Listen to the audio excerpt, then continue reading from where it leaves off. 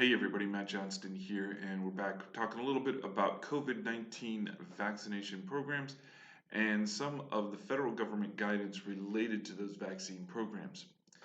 So before we get started, please look down below. You'll see a subscribe button and a little bell. Be sure you hit both of those. One will subscribe you to this channel. The other will give you a notification when when we put out new content.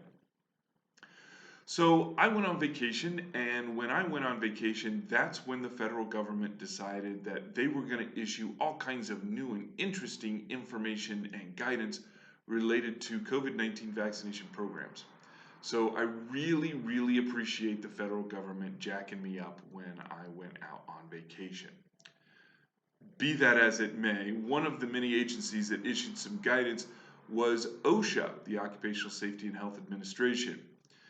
So back in April, OSHA issued some guidance in which it said that if an employer decides that they want to provide a vaccination program through the employer or through an agent that they contract with, that was certainly fine and that was encouraged.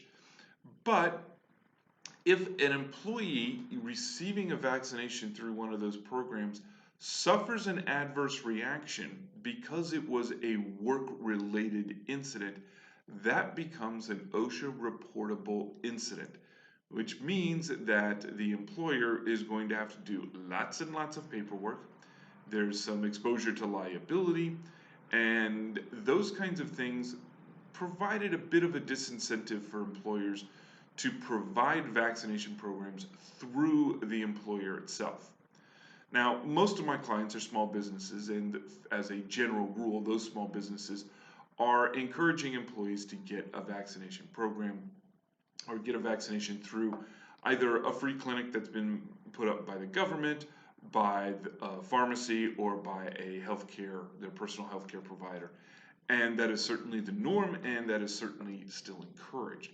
But larger employers could provide a vaccination program for their employees through the workplace. And the guidance that OSHA had put out about making adverse reactions a reportable incident served to be a very large disincentive to doing that. Well, fast forward a few weeks, and the CDC issues guidance that says fully vaccinated individuals don't have to wear a face mask unless there is some sort of superseding federal, state, or local law, or some other guidance that would require the continued wearing of a face mask. Okay, so OSHA didn't really update anything through that, but there's a push throughout the federal government to encourage vaccinations. So OSHA was like, how can we encourage vaccinations? And somebody said, well, if we stop making adverse reactions a reportable incident, then maybe some employers will provide vaccination programs through the company. And that's what OSHA did.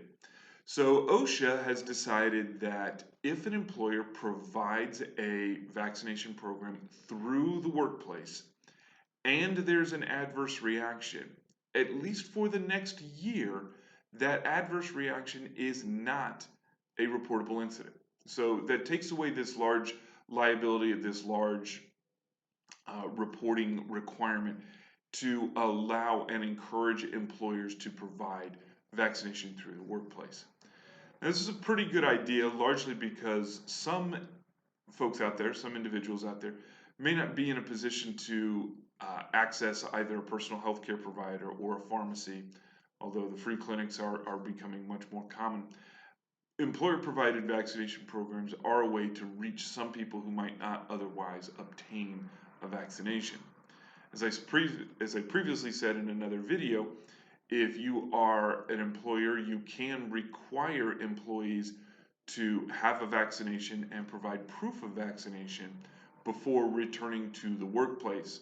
If you happen to be providing said vaccinations, then the employer has that information. They know that the employees are getting some of that vaccine information, or getting the vaccine, and they don't need to provide additional information.